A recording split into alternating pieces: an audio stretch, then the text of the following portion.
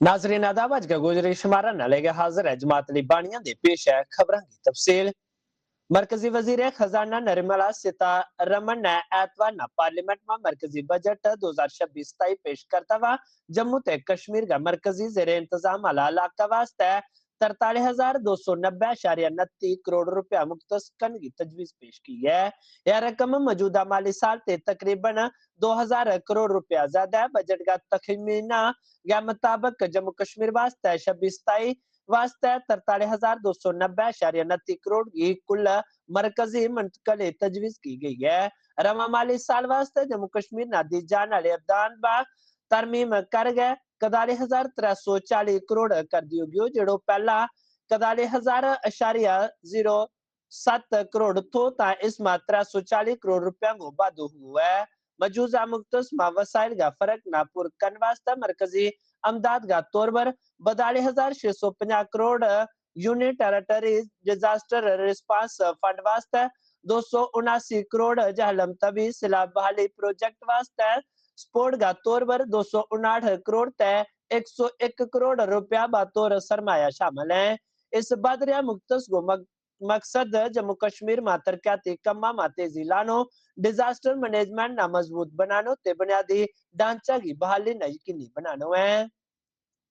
Budget for the year 2026-2027. Since we assumed office 12 years ago, India's economic trajectory has been marked by stability, fiscal discipline, sustained growth, and moderate inflation.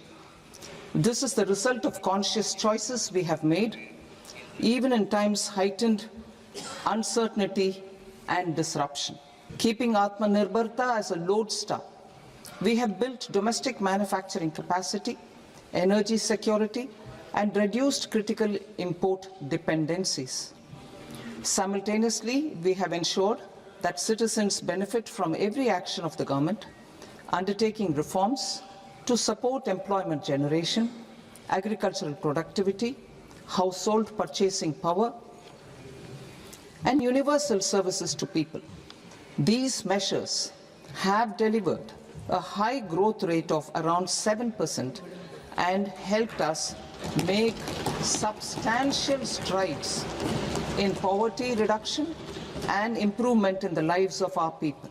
The vision for NBFCs for Vikasit Bharat has been outlined with clear targets for credit disbursement and technology adoption. In order to achieve scale and improve efficiency in the public sector NBFCs, as a first step, it is proposed to restructure the Power Finance Corporation and Rural Electrification Corporation. I propose a comprehensive review of the foreign exchange management non-debt instruments rules to create a more contemporary, user-friendly framework for foreign investments consistent with India's evolving economic priorities.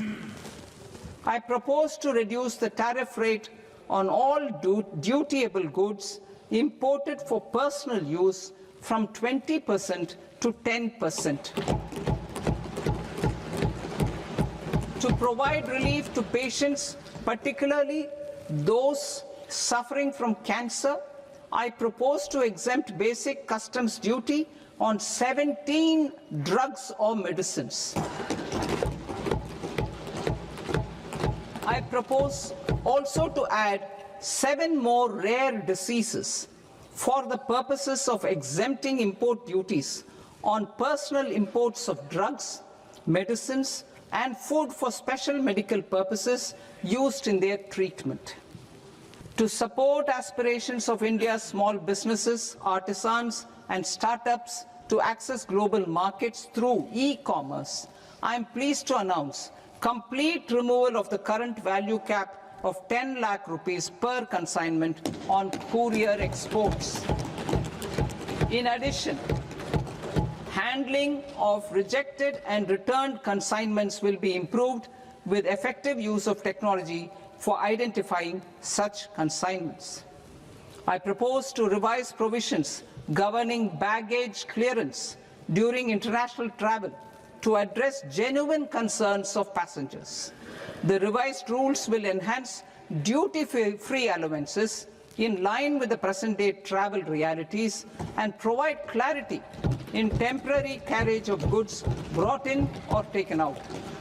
There are honest taxpayers who are willing to settle disputes by paying all their dues, but they get deterred due to negative connotation associated with penalty. They will now be able to close cases by paying an additional amount in lieu of penalty.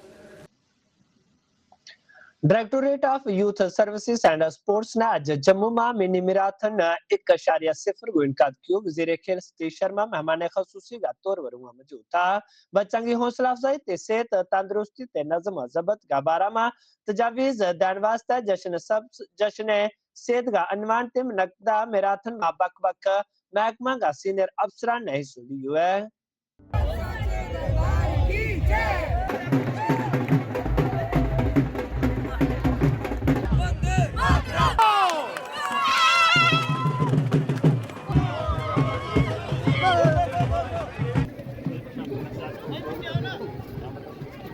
Directorate of youth services sports हमारा महकमा जो है उसने एक बहुत अच्छा initiative लिया है, run with the rising sun. सूर्योदय जो है नई उम्मीद, नई किरण जो हमारे बच्चों को सुख, समृद्धि, शांति, खुशहाली, ड्रग्स के ख़िलाफ़ जो एक जंग छेड़ी है उमर अब्दुल्ला सरकार ने, और उसमें ज़ाती तौर पे मैं भी एक छोटा सा सिपाही हूँ। ये उसके अगेंस्ट आज इतना शानदार इनिशिएटिव हमारी सारे काबिल अफसरान, मेजॉरिटी जो यहाँ पर है वुमेन एम्पावरमेंट का पूरा ख्याल रखा गया है उमर साहब ने, और सारी शक्ति है, नारी शक्ति है जो माँ बावे वाली के चरणों में हम बैठे हैं। और मैं चाहूँगा कि ऐसे मैराथन रोज़ हों। बड़े पीसफुली स्टार्ट हुआ एक लड़ाई जो है नशे की, और एक लड़ाई जो हमारा खोया हुआ गौरव, जो हमारी स्टेटहुड है, वो लड़ाई लड़ने वाली। मेरे काम बोलेंगे जम्मू को स्पोर्ट्स में टॉप 3 दर्जे पे अगले 5 सालों में लेकर जाना उमर अब्दुल्ला सरकार की प्राथमिकता है। उसी के तहत 2-3 बड़े स्टेडियम बनाने जा रहे हैं। अगर 2-2.5 सालों में हमने IPL बोला है तो बोला है। तो इस लड़ाई में भगत सिंह बनने के लिए सतीश शर्मा तैयार है। तो ये लड़ाई जो नशे की है इसके लिए हम सबको भगत सिंह बनना है। और आप सबका शुक्रिया कि इस चढ़दा सूरज जड़ा है उसी तरह जम्मू भी चढ़दा है। ये सदी हिंदुस्तान की, और जम्मू कश्मीर जो हिंदुस्तान का ताज है वो नंबर 1 होगा। फ्रॉम सेगमेंट था, हम यहाँ पे आए दौड़ लगाने आए हैं। सुबह मैराथन है, हमें एक हमारी लाइफ में दौड़ लगाना मैं आपको यही कहना चाहूँगा पहला आप पढ़ाई के साथ खेलो भी, और जो स्किल्स में पढ़ाई में कमज़ोर है वो ऐसे दौड़ स्किल्स में ज़्यादा पार्टिसिपेट करें। और मैं ये कहना चाहूँगा ज़्यादा सा पार्टिसिपेट करो इसमें। जो अभी की यूथ है वो ड्रग्स पे वगैरह पे सब पे आजकल वो जा रही है, तो ज़्यादा से ज़्यादा इस मैराथन को कीजिए, ज़्यादा से ज़्यादा स्पोर्ट्स की फील्ड में आ जाइए और इन चीज़ों से दूर रहिए ज़्यादा से। एक्चुअली मैराथन में भागना और पार्टिसिपेट करना बहुत ज़्यादा इंपॉर्टेंट होता है। जैसे कि कभी कभार हम अगर मैराथन में पार्टिसिपेट करते हैं तो उसकी वजह से हमारा इस वजह से हमारा जो फिटनेस होती है वो भी थोड़ी मतलब अच्छी होती है, और साथ में हमारे पूरे सारे बॉडी के सिस्टम्स को वो हेल्प करते हैं और अच्छे से वर्क करने में प्रमोट करते हैं। बीजेपी जम्मू ईस्ट ना कच्ची छावनी में वाक़या बीजेपी जिला दफ्तर में मरकजी बजट इजलास का हवाला देकर तकरीब व एहतमाम किया। प्रोग्राम में MLA युद्धवीर सेठी, जिला सदर एडवोकेट राजेश गुप्ता ते दीगर सीनियर लीडर ने शिरकत की है। गुप्ता ने मरकजी वजीर खजाना निर्मला सीतारमण के जरिए पेश करदा 9वीं मरकजी बजट की कुछ झलकी शेयर की। उन्होंने क्योंकि बजट को मकसद गरीबान ते पसमंदा तबकात पर खुसूसी तवज्जो देता हुआ माशी तरक्की, अवामी बहबूद ते सबका साथ सबका विकास का विजन को पूरा करना। तो गुप्ता ने बरामदात ना फरोग देना, तरक्की याफ्ता हिंदुस्तान वास्ते मसनूई ज़ियानत को इस्तेमाल, सियाहत ना फरोग देने वास्ते ज़ियारतगाह की तरक्की ते अद्वियात की कीमत में कमी जैसा अहम इकदाम लो पाए। उन्होंने वजीर आजम नरेंद्र मोदी ते वजीर खजाना निर्मला सीतारमण को अवाम मबनी ते फलाह बहबूद वर मबनी बजट पेश करवर इज़हार तशक्कुर की हुआ है। श्रीमती निर्मला सीतारमण जी बजट पेश कर रही हैं, उसका लाइव प्रसारण हो रहा है और सभी कार्यकर्ता यहाँ, हमारे विधायक, हमारे जिला की टीम, हमारे प्रकोष्ठों के इंचार्ज सभी मिलके यहाँ पे लाइव उसका प्रसारण देख रहे हैं। आज का जो बजट है 2026, श्रीमती निर्मला सीतारमण 9वीं बार रिकॉर्ड पेश कर रही हैं, उसमें जो प्रमुख बिंदु हैं तो उन्होंने अभी तक बताया। बजट के 3 प्रमुख बिंदु हैं कि आर्थिक ग्रोथ को बढ़ावा देना है, जनता की उम्मीदों को पूरा करना है और सबका साथ सबका विकास, सबको साथ लेके चलना है। प्रमुख तौर पे इस बार इन्होंने, पहले भी ये रहा है, गरीबों को ज़्यादा फोकस है, एसटी कम्युनिटी पर ज़्यादा फोकस करेंगे, एक्सपोर्ट बढ़ाने की बात की है इस बार इन्होंने, और पेशेवर संस्थान उन पे फोकस किया है। एआई का ज़्यादा से ज़्यादा प्रयोग करेंगे भारत को विकसित बनाने में। छोटे शहरों में जितने भी तीर्थ स्थल हैं उनको विकसित करेंगे ताकि टूरिज़्म बढ़ाया जाए। उसके पश्चात महात्मा गांधी हैंडलूम योजना शुरू करेंगे, ये ऐसा बताया उन्होंने। जो केमिकल पार्कों की तादाद बढ़ाई जाएगी और बायो फार्मा में ज़्यादा से ज़्यादा निवेश करेंगे ताकि जो बीमारियां, कैंसर जैसी जानलेवा बीमारियां, उनकी दवाओं का रेट कम हो, लोग उसका ज़्यादा से ज़्यादा इस्तेमाल कर सकें, क्योंकि ऐसी बीमारियां के लिए दवाइयाँ जो है बड़ी महंगी रहती हैं।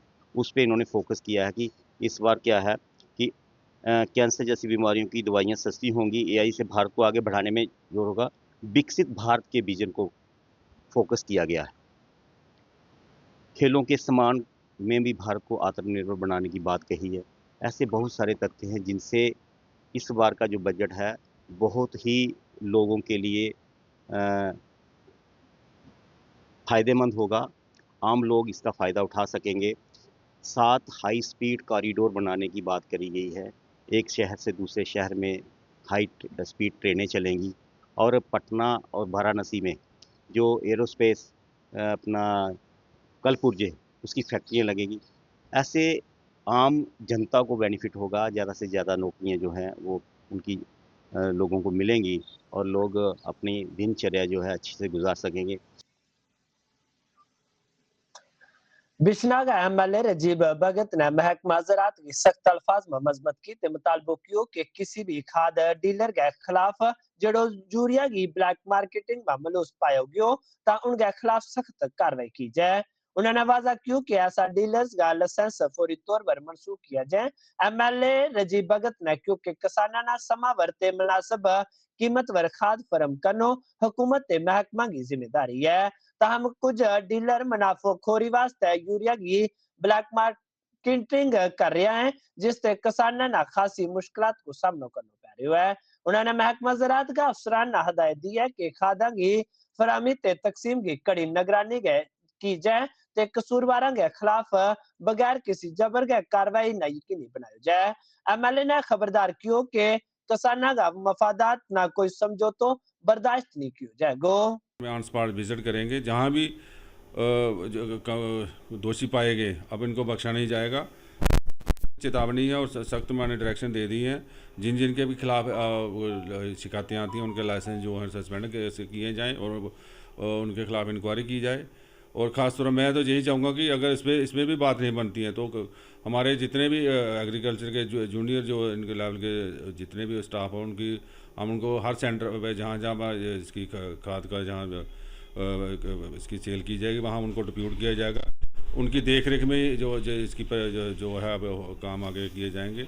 और डिपार्टमेंट को मैं आज इस मीटिंग बुलाने का यही मेन मकसद है कि ये अब बर्दाश्त नहीं किया जाए, क्योंकि किसानों को अगर जो भी रेट पीछे से अगर 265 है तो 265 में भी आगे इनको सेल करनी चाहिए। अगर ऐसा इंक्वायरी करने के बाद पाया गया तो इनके लाइसेंस जो है जिन जिन के खिलाफ शिकायतें पाई जाएंगी उनके लाइसेंस जो है रद्द किए जाएंगे।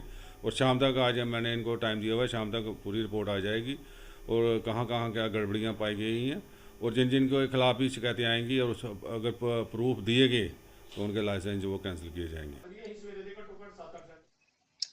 एआईपी का सीनियर लीडर तेलंगेट एमएलए खुर्शीद अहमद शेख ने असेंबली बजट अजलास से पहला श्रीनगर में एक प्रेस कॉन्फ्रेंस की, जिसमें बिजली का प्रोजेक्ट ते दस्तबदारी जरिए अराजी का रेगुलराइजेशन, मजदूरों का हकूक, सियासी कैदियों की रिहाई ते जम्मू कश्मीर का परचम की बहाली जैसा मसाइल वलो पाए। उन्होंने अहम तजावीज गो खाको पेश किया ते उम्मीद जाहिर की कि आइंदा अजलास में अवाम की फलाह बहबूद न तरजीह दी जाएगी। सेशंस हुए उसके अंदर हमने कुछ रेजोल्यूशंस कुछ बिल्स लाई, लेकिन अनफॉर्चुनेटली या तो हमारी रेजोल्यूशंस या बिल्स को जो है उनको टेबल नहीं किया गया, या जो है अगर उनको कभी टेबल किया भी गया तो उनके ऊपर जो है डिस्कशन नहीं हुआ। तो सबसे पहले अगर हम 2025-26 की अगर हम सेशन की बात करें, जो इससे पहले जो बजट सेशन हुआ उसमें जो मैं यहाँ पे ये वाज़ह करना चाहता हूँ कि कौन कौन सी बिल्स और रेजोल्यूशंस हमने जो हमने लाई थी। तो जो हमने लास्ट सेशन के दौरान जो हमने रेजोल्यूशंस लाई थी, release of all political prisoners, जो कि हुकूमत का भी वादा था, हुकूमत के मैनिफेस्टो में शामिल था।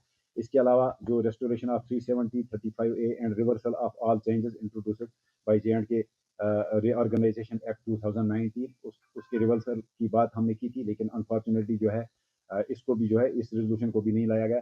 इसके साथ साथ जो है रिजर्वेशन के हवाले से जो इस वक्त एडमिशन और गवर्नमेंट जॉब्स के अंदर जो इस वक्त रिजर्वेशन पॉलिसी के तहत जो मेरिट के साथ जो है जो मेरिट को दबाया जाता है, मेरिट का जो कत्ल इस वक्त हो रहा है, तो इस सिलसिले में इस ज़िम्न में हमने पिछले सेशन के दौरान एक रेजोल्यूशन लाई थी। अनफॉर्चुनेटली उस रेजोल्यूशन को भी जो है उसको टेबल नहीं किया गया। इसके साथ साथ जम्मू कश्मीर का जो अपना निशान या अपना जो झंडा था, restoration of J&K flag and emblem, ये रेजोल्यूशन हमने लाया था, उसको भी जो है उसको टेबल नहीं किया गया। और इसके अलावा एक अहम रेजोल्यूशन जो हमने लाया था कि जो टर्मिनेशन ऑफ गवर्नमेंट एम्प्लॉइज, जो इस वक्त एक स्पेशल क्लास के तहत जो लेफ्टिनेंट गवर्नर साहब की तरफ से जो है एम्प्लॉइज को टर्मिनेट किया जाता है, उनको जो है मौका नहीं दिया जाता है कि वो अपना पक्ष अपनी बात जो है वो सामने रखें और उनको टर्मिनेट किया जाता है। तो इस ज़िम्न में भी हमने एक रेजोल्यूशन लाया था। जहाँ तक बिल्स का ताल्लुक है, लिक्वर बैन के हवाले से हमने बिल लाई थी और हमें उम्मीद है कि इस सेशन के दौरान जो है वो बिल टेबल होगी। और इसके अलावा हमने prohibition on online gaming and gambling और फैंटेसी लीग जो है, हालांकि पार्लियामेंट में जो है इसके ऊपर एक कानून बना भी बाद में, तो हमें लगता है कि इसके ऊपर जो है पूरे मुल्क भर में अब बैन लग चुकी है, लेकिन पार्लियामेंट में जो है इस बिल को लाने से पहले ही हमने जो है इस सिलसिले में एक बिल लाई थी। और इसके अलावा जो हमने एक अहम बिल लाई थी कि गवर्नमेंट एम्प्लॉइज या जो लॉ मेकर जो हैं वो अपने बच्चों का एडमिशन जो है सरकारी स्कूल में करें। इस सिलसिले में भी हमने एक बिल लाई थी। और लास्ट में जो हमने बिल लाई थी वो थी पब्लिक सेफ्टी एक्ट की रिवोकेशन और रिपील के हवाले से। लेकिन इन बिल्स को जो है हमें लगता है कि असेंबली के अंदर जो है टेबल नहीं किया जाएगा, एक आध बिल्स को छोड़ के।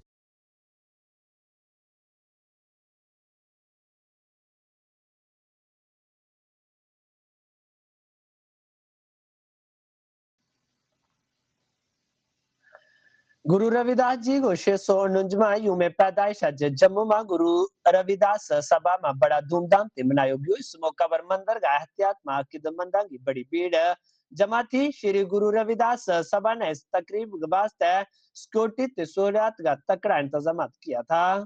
देख रहे हैं जिस श्रद्धालु जो आप देख रहे हैं और भारी तादाद में श्रद्धालु जहाँ पे पहुंचे हुए हैं, एक बड़ा पंडाल जो है वो लगाया गया है। इस पंडाल में जो लोग दर्शन करने के बाद जो है वो इस पंडाल में जा रहे हैं। आज सतगुरु रविदास जी महाराज का 649वां प्रकाशोत्सव मनाया जा रहा है और समाज के लोगों में एक बड़ा उत्साह होता है और इस आज के दिन का बेसब्री से इंतजार करते हैं। और हमारी समाज के लोगों से यही अपील है कि समाज आपस में इकट्ठा रहना चाहिए। गुरु रविदास जी महाराज ने आज से 600 साल पहले कहा था कि समाज में एकता और भाईचारा कायम रहना चाहिए, समाज में ऊंच नीच खत्म होनी चाहिए और समाज की बेहतरी के लिए हमें सुई की तरह काम करना चाहिए, कैंची की तरह नहीं। अगर समाज को जोड़ना है हमें सुई की तरह काम करना चाहिए। और आज के दिन पे मैं यही कहना चाहता हूँ कि समाज के लोगों से अपील करता हूँ और खासतौर पर हर समाज के लोगों से कि हमें जम्मू कश्मीर में भाईचारा कायम रखना चाहिए। भाईचारे में हमारी जो यूनिटी होगी वो एक सबसे बड़ी मिसाल होगी और यही संदेश गुरु रविदास जी महाराज ने आज से 600 साल पहले दिया था। और मैं आज के दिन पे लास्ट में मैं यही कहना चाहता हूँ कि बड़ा अच्छा गुरु रविदास जी महाराज का जो प्रोग्राम है बड़े अच्छे तरीके से हो रहा है और हमें जो समाज के जोड़ने के लिए जो भी हमसे हो सकेगा हम करेंगे। शुक्रिया।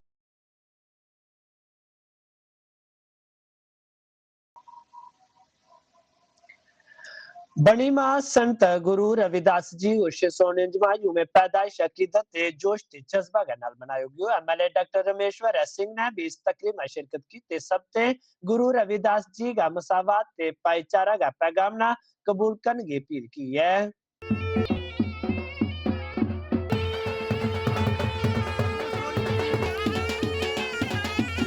गुरु जी के प्रति जो हमारे सम्मान है, जो हमारी श्रद्धा है, चाहे बारिश हो तूफान हो, वो किसी तरीके से रुक नहीं सकती। और ये बड़ा अच्छा है क्योंकि आज के वेस्टर्न युग में जो जहाँ लोग वेस्टर्न कल्चर की तरफ डाइवर्ट हो रहे हैं, वहाँ पे अगर आज की पीढ़ी जो है हमारे सनातन धर्म की तरफ, हमारे गुरुओं की तरफ झुकाव है, तो ये बड़ी अच्छी बात है और ये परंपरा रहनी चाहिए। आने वाले वक्त में हम चाहेंगे ये परंपरा बढ़े, लोग इसमें ज़्यादा से ज़्यादा पार्टिसिपेट करें, उत्साह हो, लोगों के दिलों में श्रद्धा बढ़े, आस्था का केंद्र बढ़े।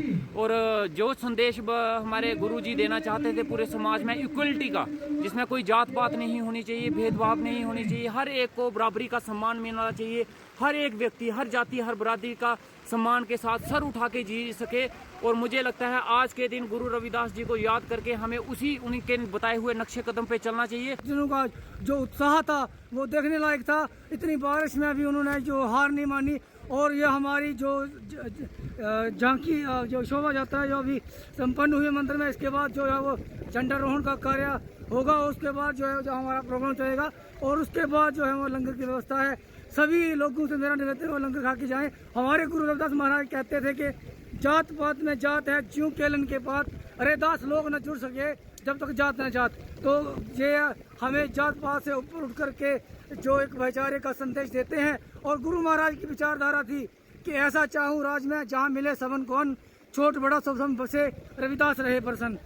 कमेटी का धन्यवाद करती हूँ और उनकी सराहना भी करती हूँ कि इतनी बारिश होने के बावजूद भी उन्होंने आज सबकी एकता में विश्वास करते हुए हर धर्म हर वर्ग के लोगों ने आज इकट्ठा होकर यहाँ पर गुरु रविदास की जयंती के उपलक्ष्य पर आज यहाँ पर बहुत ही सुंदर झांकी निकाली और सभी यहाँ पर इकट्ठे हुए। और मेरा सभी को यही मैसेज है कि जिस तरह गुरु हमेशा बात करते थे एकता की, जाति पाति को दूर करके हमेशा सबको इकट्ठा लेकर करने की बात करते थे, और मैं समझती हूँ कि उनके जीवन से, जीवनी से हमें ये सीखना चाहिए।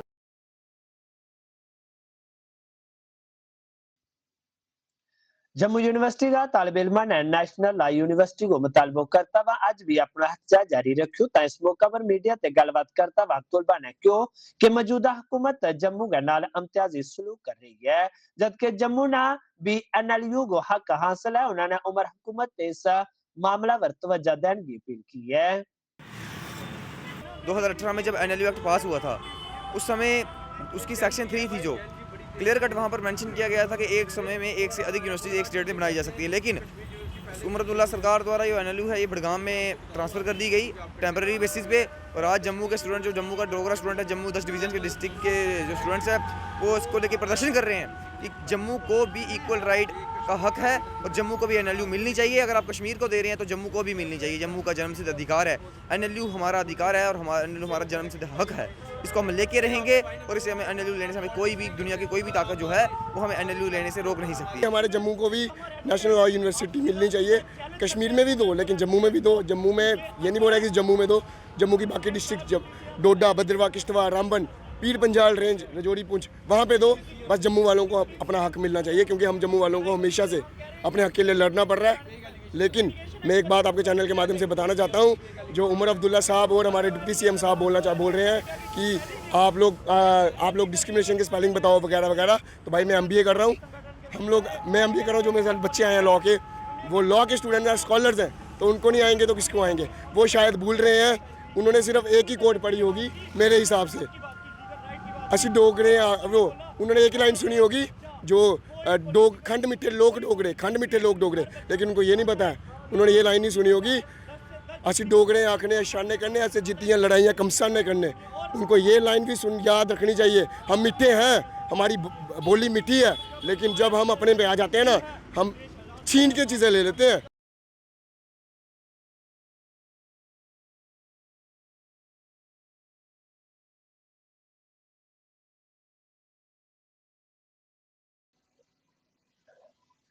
भारी बर्फबारी ने एक बार फिर तारीखी मुगल रो नाटक लियो है, जो अक्सर मौसम सरमा का महीना में ट्रैफिक वास्ते खलल पाए। बॉर्डर रोड ऑर्गेनाइजेशन ने शोपियां पीर की गली रूट वर बर्फ हटाने को कम लियो है, जिसको मकसद फरवरी का आखिर तोड़ी राबतो बहाल करनो है। इस इकदाम ते मकामी लोग का मुसाफिरान ते तालिब इल्मां ना राहत लबेगी, जेडी पीर पंजाल का इलाका में आसान सफर ते समाजी ते इक्तिसादी ताल्लुकात न मजबूत बनाने की उम्मीद कर रहा है। इस वक्त मेरी मौजूदगी कौमी शहरा का मुतबादल जो रास्ता है जो वादी कश्मीर को खिते पीर पंजाल से मिलाता है, मुगल शहरा पे इस वक्त मेरी मौजूदगी है। नाजरीन, मैं आपको बता के चलूँ कि मुगल शहरा पे काफ़ी जमकर बर्फ़बारी हुई है। अगरचे पिछले कई सालों से इस पे इतनी ज़्यादा बर्फ़बारी देखने को नहीं मिली है, लेकिन इस साल चले कलान में काफ़ी ज़्यादा जम के बर्फ़बारी हुई है। मुगल शहरा के मुख्तलिफ जगहों पे जैसे पीर मरग, मुगल मरग, पीर की गली, दिबजन, लाल गुलाम और नंगसर के इलाकों में 6.5 से 7 फुट या करीबन 8 फुट बर्फ़ देखने को मिली है। इसके साथ साथ ये जो मुगल शहरा है ये 6 महीने गाड़ियों की आमद रफ्त के लिए बंद होता था, लेकिन जब से यहाँ पे BRO 52 जब से इन्होंने टेक ओवर लिया है, काफ़ी ज़्यादा लोगों के कहने के मुताबिक काफ़ी ज़्यादा तुरंत काम इस पे जो है बर्फ़बारी उठाने में लगातार man and machinery on ground है। बड़े खुशी का मुकाम है, ये गवर्नमेंट को पहले से सेटअप रहना चाहिए था। वो भी गवर्नमेंट हमारे एडमिनिस्ट्रेशन का भी शुक्रिया अदा करते, वो भी बर वक्त काम करते थे, लेकिन जितने मशीनरी BRO के पास है उतनी फैसिलिटी उनके पास मैसर नहीं होती थी।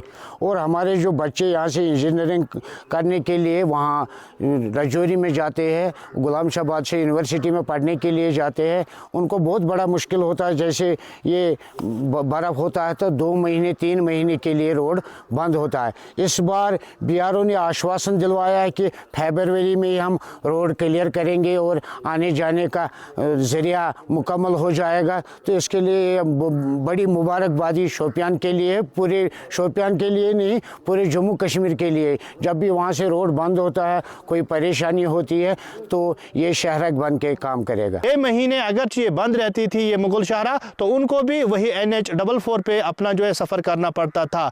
तवक्को इस चीज़ की है जो आने वाला जिस तरीके से लोगों के कहने के मुताबिक जो BRO लगातार मैन एंड मशीनरी जिस तरीके से ऑन ग्राउंड है, काफ़ी कम समय में इस साल जो है मुगल शहरा पे यातायात देखने को मिलेगी, ये लोगों का कहना है।